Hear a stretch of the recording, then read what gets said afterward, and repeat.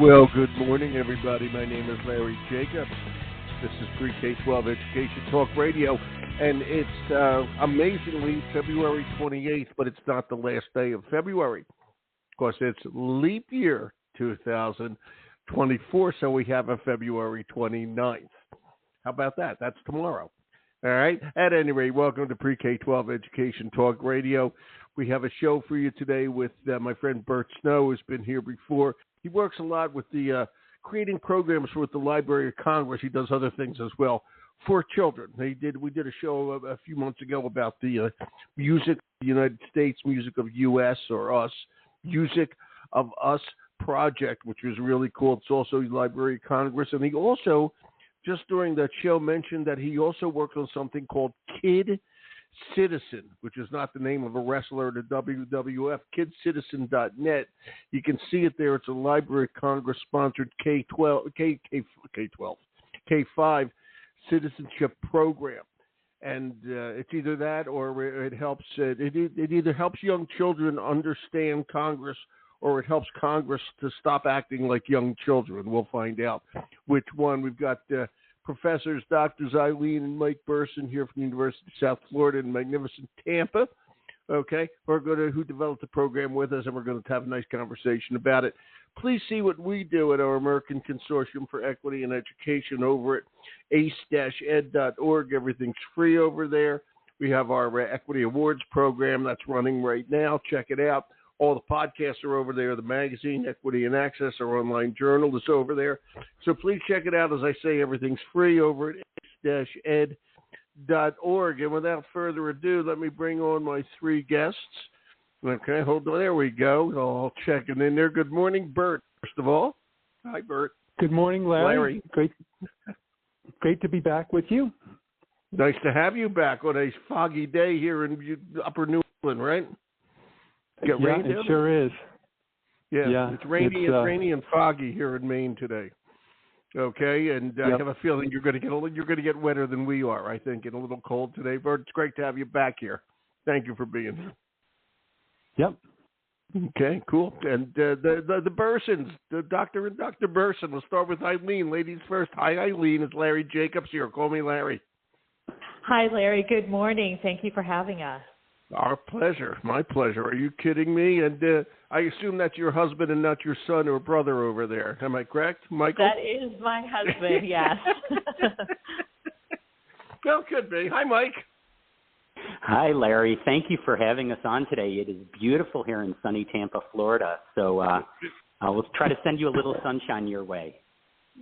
Thank you. Yeah. And, we would appreciate it. Although I have to tell you, yesterday was almost 50 up here in Maine. I'm in southern Maine. But it's supposed to be in the high 40s or low 50s for the after tomorrow. We're getting a little cold front, which is absolutely astounding up here for this time of year. Okay, are you guys native Floridians, or are you from up here like everybody else in Florida? Well, we've lived down in Florida for quite some time. We grew up in upstate New York and then worked our way down to Florida. But we love Maine. I'll tell you that. We really enjoy going to Maine. From the entire state of Maine, which I fully represent, I thank you. Okay, it is a great place. Just not usually in February and March, but it's really great. Right. Most people have terrific memories of it. And I want to get into this. And Ilene, you're a professor of early childhood education, right, at the University of South Florida, right? That is correct, yes. That's wonderful. And I just want to always ask this because we're talking with a lot of people. Do we have enough people, and I'll use your program as an example, are there enough people going into early childhood education to fill some of the shortages we have? What's your theory on that? Yeah, we always could use more wonderful people who are dedicated to making sure that our young children have amazing, high-quality educational experiences. I mean, we're fortunate that we have a really vibrant program down here, but there's still needs in classrooms. So anybody who sees themselves as kind of having something to offer in that opportunity, there's definitely job security in that space. So we'd love to get even more people. That's for sure, and I hope we do. We need it. And Mike, Dr. Berson, I see here you're a professor of social science and elementary That's right. education. And I was a social studies teacher for a number of years. Is that what we mean when you say social science, or are you like a sociologist on top of an elementary ed professor? What's it mean? So that's what our program is, and you are a kindred spirit as a social studies teacher. That's what we're doing. We are training one of the areas that I work in is preparing K through 6 elementary social studies educators. So in the elementary program, it's integrated curriculum, and so we're really trying to elevate the social studies. So you're a person after my own heart as a social studies. There you go. Educator. I taught for a number of years, etc. Still have a great interest in social studies. And back when I was teaching, I will now age myself. Nobody thought to teach an elementary school teacher to separate the subjects, like to be a specialist in social studies. You were just an elementary teacher. Okay, and so I'm glad I'm 2,000 years old, by the way. So it's a long time. It's a long time. I'm glad they're doing that, etc. It's really important. And now let's swing over to Bert. And I want to get to Bert early today because I say it's his last name is Snow. Okay, and it's 50 degrees after tomorrow. I'm concerned you'll melt away, Bert. Yeah. Well. Yeah. No. No. Okay. And good. I'm missing the snow up here, though. That was a joke, by the way. That was a joke. I know. Don't forget, just in case. Yeah. Yeah, usually I'm quicker Eileen, that on was the, a joke. Eileen, Mike, that was a joke. We got it. So, yes. Okay, good. Yeah. Not that I'm pushing, but okay, go ahead. Yeah. Yeah. The car, the van that my family, the van that my family drove us around in when we were kids was always known as the snowmobile. There you go. And the jokes just started there. Yeah.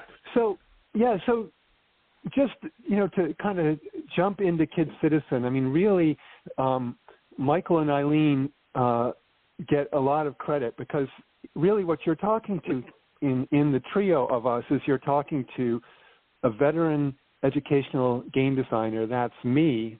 Yep. And as you've just said, PhD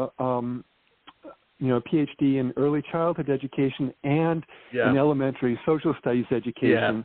Yeah. And really those three perspectives are what, in a lot of ways, sort of gave birth to Kid Citizen. And really, I want to pass the ball to Michael because Michael and I had met through work on an earlier history learning game that I had been working on, and so he knew me, and the Library of Congress had a competition, and Michael had the crazy idea to call me up. So I want to pass the ball to Michael here. I don't think it was so crazy, right? And the only thing I do with this, and we won't make fun of your last name, which is Snow, anymore. I would suggest you change it to Snow. Has anybody thought about that? Bert Snow? No. Okay, good.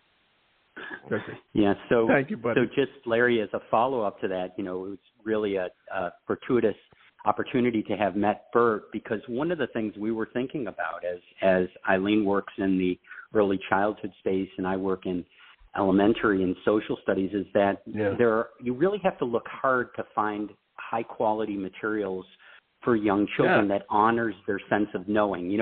A lot of times people look at young children and because of their size, because of their place in the world, and they say, well, can they really do this? Can they tackle really challenging history and work with it? And the three of us got together and submitted a project to the Library of Congress, and we wanted to honor the knowledge base of children. And historians, you as a former social studies teacher, know that historians don't just go to a textbook and read and then understand the world. They delve in and look at primary sources and artifacts to make meaning of things. So we wanted to really honor that in the design of this, and sometimes we use the term game, digital interactive, but it's a way that children can engage and involve themselves with so many artifacts out there in the Library of Congress' vast collection that would connect to their sense of well-being, their sense of space, their sense of understanding from a developmental perspective. Yeah, Mike, I find I'm going to say this. I find something interesting, really interesting with this. Okay, by the way, everybody, I have it connected, but it's kidscitizen.net. what you just said is an interesting. It just struck me as something really interesting because years ago I read a science fiction story called Mimsy Where the Boar Grows about a toolkit from the future that's tested and sent back in time to our time. And all the adults look at it, think it's junk, but kids grab it, and the next thing you know, they're building a flying saucer. Okay? And my point of that is that kids see things that adults don't see. And they see that, and you're talking about primary documents, or they hear it differently because their minds aren't set. Okay? And when you open up the world to a kid, they'll see things differently than you will. And eventually, and unfortunately, in many cases, we train kids just to step in line and not think the way they were as children. But I think what you're doing with primary sources for young kids, okay, is really, really important. Okay, and they're going to see things and understand things, just like you were saying. If it's explained easily to them, they will get it and start to build on their own. Am I off the charts here? I'm going to go to Mike here. Mike, am I off the charts? Not at all. That's exactly what we were thinking. You know, when we talk about primary sources, we're talking about photographs and film and music. And you're absolutely right. You're spot on when you say that children see things differently. But if we don't give them that opportunity to engage with these amazing resources, they'll never have the opportunity to see it. Right, you're darn right. And, you know, so when a teacher goes there, it's K-5, or is it actually early childhood? Is it pre-K-5? Ilene, where is it? Where does it sit? Pre-K? K? Where does it sit? Yeah, so early childhood actually does start in those pre-K years. Kid Citizen, most of the resources that we've done, we've crosswalked with curriculum for kindergarten through fifth grade, but we already know teachers in preschool classrooms who are using the resources. So teachers are very innovative and creative. So it has been brought into preschool as well. And I'm going to stay with me for a second. You've done this for a while now. Okay, when kids see the primary source, and everybody go to kidscitizen.net, and you'll see all the wonderful lesson plans and all that stuff that they have over there. Okay, you've had feedback. What are kids seeing that adults are? Ilene, kids seeing that adults aren't seeing. If you have any examples of that, or whatever pops into your mind as I suggest that. Anything? Well, you know, I think, yes, absolutely. I think it's just children's excitement to be given space and place to wonder. And, you know, like you were talking about, children have this inherent curiosity about the world. If anyone spent any time with a 2 or 3 year old, right, you're just sort of barraged with questions of why and how come and what is that.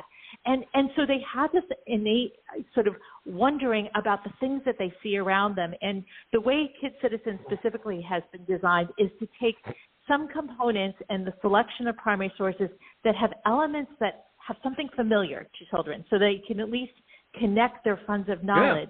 But then there's these mysterious elements like, that doesn't look like the cars I see in my, you know, neighborhood, or those people aren't dressing the way I dress.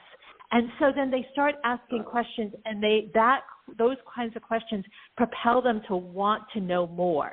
And that sort of seeking then additional, you know, answers to questions is really part of the underlying framework of how this is designed.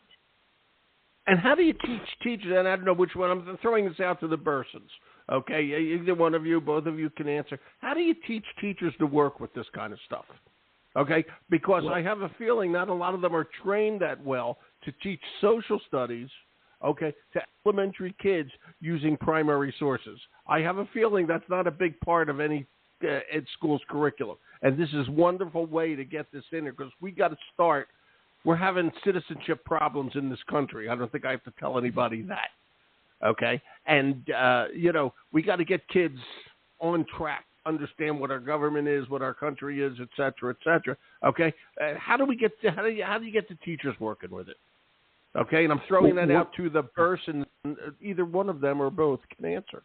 Sure, I'll jump in first, and then maybe Ilene can add. Sure. One of the things that we're doing is we're really trying to instill that into our curriculum at the university level. Good. And there's a whole community actually across the United States of professors, teachers, librarians who are working with primary sources, a network of teachers in all of these different spaces, trying to elevate the introduction of primary sources, because it does, you're spot on, Larry, when you say it does take some work. And working with primary sources doesn't come naturally. It doesn't, you have to really think and slow down children's looking, because it's so easy to look at a picture and move on, or it's easy to listen to a song and then move on. But how do we really take some time to look at it, to understand that picture, to think about it from different perspectives? And those are skills that we're trying to instill in our pre-service teachers as well as our in-service teachers who are out there in the field. You just said, Mike, I just want to say one thing, Ilene, if I may, before you get into this. I just want to say what you just said, and you used the words, we have to slow down, okay? And that's a key phrase, okay? Instead of racing through stuff, when we stop and think for a while and give the kids a chance to think, we got to slow down. It's amazing what their minds and what teachers' minds will conjure up from there. And Ilene, I didn't mean to interrupt you. I apologize. Please go ahead. No, absolutely. I'm glad you sort of highlighted that. One of the things that we were also really intentional about in designing Kid Citizen is we recognize that, as you noted, many elementary teachers, with all of their strengths and the assets that they bring into the classroom, yes, they do. Kind of knowledge of history may not be one of those areas that they have even strong familiarity with, or certainly not familiarity with how to utilize or find appropriate kinds of primary sources. So Kid Citizen fills in that gap for them. So the interactive nature of the episodes are designed to introduce both the teachers and the children in the classroom into even what are we talking about when we're saying something's a primary source. So we introduce those disciplinary-specific vocabulary words. We give teachers through the episodes sort of basically an exemplar of scaffolded inquiry-based learning using these historical resources. And so as children go through these interactive episodes, one of the things we oftentimes suggest or recommend is that teachers do it in the first introduction as part of a whole class or maybe even a small group learning experience. It's not intended for children to be in isolation, sitting with headphones by themselves on a laptop. It's really meant to be a conversation space because, again, the authentic way that historians actually make meaning, different opinions, different lenses, that things that people might see or notice. And that enriches the experience. This isn't supposed to be, like I said, an isolated, sort of replacement for a worksheet. This is really supposed to be a conversation space to explore historical resources. It never was like that when I went to school. We just had the textbooks, and that's what you memorized, and that's not good because it's only one point of view. Okay, and when it's so key, and it was never there when I was in school. Believe me. Okay, especially when I was a young kid. What is the feedback you're hearing back from teachers? And Bert's a great game designer, okay, and interactive planning designer and learning designer, etc. Okay, so you have this. Okay, what are you hearing back from educators? How long? By the way, I forgot to ask. How long has it been around? Bert, so we started building it in 2016, and really it was first available to educators sort of at the beginning of 2018, late 2017, beginning of 2018. So quite a few years. And before answering your question, I realized we haven't really described how the Kid Citizen episodes in tech work. So it might help to do that first. Please do. So it works. The episodes work on screens and they work across all devices, PCs, Macs, Chromebooks, tablets, and so forth. And as Michael and Ilene have been saying, we really are putting the exploration in children's hands, and but it's also scaffolded and guided. So photographs or parts of photographs appear, and there is a character, sort of a helper buddy character named Ella, who asks a lot of questions and then responds to, ask the children to find things to explore, find an article. Here's a group of children. Find an article of clothing that all the children are wearing, right? And then the children are tapping and on the photograph as they explore, and then Ella responds to what they do. Right, and it isn't right and wrong. We're never looking for right and wrong. We're just responding to the child's exploration and using what we know about what they did to sort of guide to guide them further or give them interesting responses to what they do. And so that's essentially what's going on. And there's obviously a whole pedagogy behind it. And although I am a game designer, you would never look at this and think it's a game, right? There's no score, there's no winning, there's no losing, there's not right and wrong, and there's also not flashy animation, right? Because we really are aiming to put these amazing 100-year-old or 50-year-old these amazing historical photos in front of the children and really letting the children investigate those without getting in the way. So that and there are we have I think a dozen episodes now, all available on KidCitizen.net, and it's all free to teachers and students with support from the Library of Congress, and everything can just be accessed right there on the website, and there's no sign-in, there's no information required. Cool. It just runs. So that's kind of what it is, and that's great. In terms of teacher responses, it kind of comes around to some of the things that Michael and Ilene have said. One is, I'm at a poster session at NCSS, and invariably a teacher will come up to me and say, "Oh my goodness, we so much need things like this for young children in social studies." Yep. I'm telling kind of my friends. So there's that, and then the other thing will be a teacher coming up who will be saying, "Oh yeah, I love KidCitizen. I use it in my classes." One thing I heard was I didn't really feel like I understood inquiry-based learning, but through KidCitizen, I could see how these episodes sort of model how it works. Nice. And so that was really helpful. And a third one is that this is just my experience. I'm not a teacher. Teacher educators coming up to me and saying, "I'm using this in my curriculum to teach teachers because it does such a good job of just showing how you can work with primary sources." So and that's wonderful. That's wonderful. That's wonderful. Yeah, that's great. And I'll tell you, I wish I had more stories from teachers. One of the other things that we don't do is we don't gather any information, right? We don't require your name. We don't require you to sign in. You can just use KidCitizen, and which is great. It makes it easy to use. It also means that I don't get to talk to all the teachers who are using it. You should have a feedback area if people just want to respond.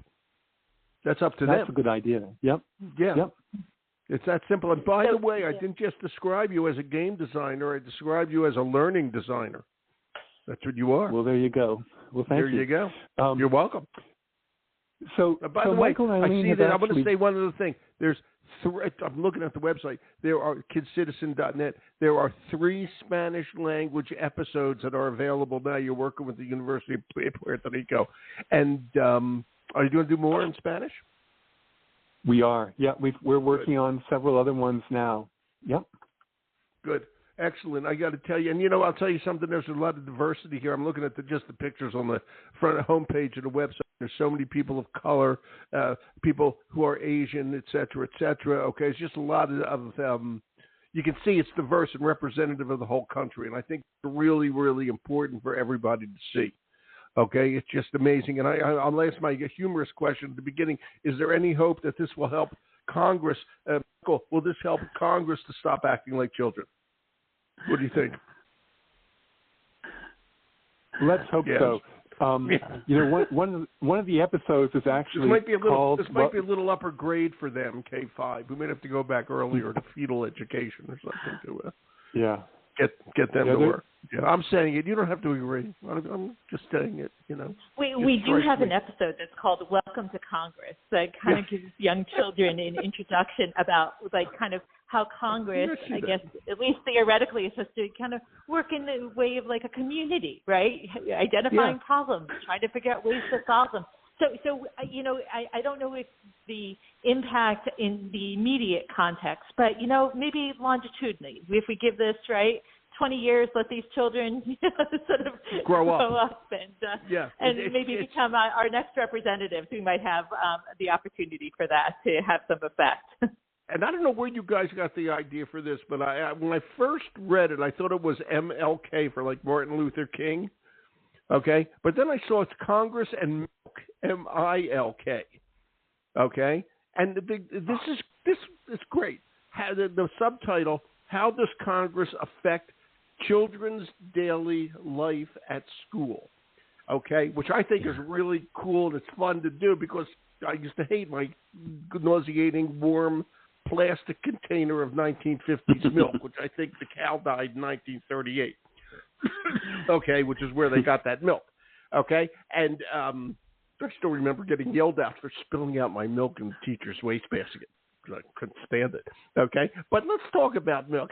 When you have the Library of Congress, they have every picture in the universe. Okay, they have pictures that haven't been taken yet. How do you decide where to go with these things? And I'm going to ask my two professors. Okay, you got so much stuff in the Library of Congress. How Congress and milk? How'd you come up with that? Somebody. Yeah, the Library of Congress is amazing. I mean, their digital space is amazing. We in our house sometimes get lost just going in and exploring different topics. And one of the areas that we really tried to focus on is a connection to children, because if you think about Congress and Washington, D.C., it's so far away. I'm living in, say, Omaha, Nebraska, Tampa, Florida. Right. That's far away from me. And if I'm fourth grader, it seems remote. But as you said, Larry, you remember, as an adult, having that milk in school. So we started looking at ways in which we could connect children to what's maybe happening in Washington, D.C., because it impacts their everyday life. And I still remember in school as an adult getting my milk and the tray and going through the lunch line but where did that come from? Who decided that we have milk in school? Why not orange juice in every classroom and things like that?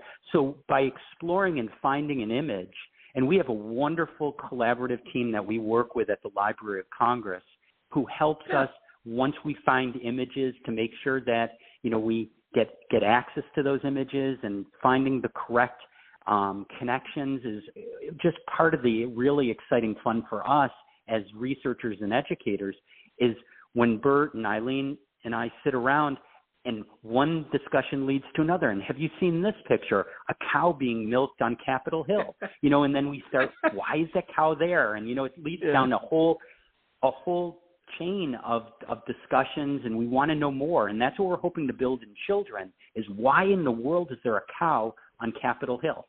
In this episode in particular. But it also then connected into contemporary conversations, because at the same time we were working on that, there was debate and conversation going on in Congress about exactly what is milk, right? Does almond milk count? Does, there's all of these different sort of iterations of what we kind of consider now milk. And so what is even milk? And they were talking about legislating, how do we define milk? And what counts as milk in school? Wow. So it has a contemporary relevance, even though it's very much situated in a historical context. That is great, and just the idea that they're all not just milk anymore. I just realized that as you said that, Ilene. You go to the supermarket, the milk thing. It's not just milk. There's 14,000 kinds of milk. Okay, it's like the library, of milk. Okay, there's like 10,000 things in there. Okay, and you got to figure out which is. It's just really fascinating. I'm so glad you did this, because it's so important to get, not only to get kids to understand our government and really build that up, but also just to get kids thinking this way. Okay, and I always like to say this: KidCitizen.net is free for everybody. Okay, and we always talk about under-resourced schools. There's that wonderful TV show called Abbott Elementary about an under-resourced school in the comedy, the sitcom about an under-resourced school in Philadelphia, an elementary school. But there's all this stuff, okay, that teachers can tap into. All right, and it's just so important to remember that all this is available to them. It's all free, and it's all great stuff for learning. I just think it's really important what you're doing. Thank you for being here. To the three of you, thank you, Bert, for working with these great people. Well, thank you. It's great to have a chance to sort of get the word out. This is how it's spread, and I do need to say, Kid Citizen episodes are being played by many thousands of children every year all over the country. So we're very grateful for that. It's just great, and we want millions more, not thousands more. Ilene, Michael, thank you. Enjoy that gorgeous weather. Think of us when you're at the pool today, okay? Think of us. Thank you, Larry. Okay, thanks, guys. You take care. Much appreciated All right. for everything you do. Thank you. Thank you. Bye-bye. You're welcome. Bye. Okay, everybody. Great people. And such great people, always involved in education. At any rate, Mike and Ilene teach at University of Berson, teach at University of South Florida in Tampa, and Bert Snow, okay, who rode around in the snowmobile for many years. Okay, Bert Snow and Company, which produces Kid Citizen Project for the Library of Congress, and he's a learning designer, game designer, whatever you want to say. He's also working on the Music of Us, Music of the United States, which is a great project, also with the Library of Congress. Please check it all out, okay? Thank you for listening. My name's Larry Jacobs. This is Pre-K-12 Education Talk Radio. See what we do over at ace-ed.org, and thanks for listening. Have a great day. And happy tomorrow. Leap your day.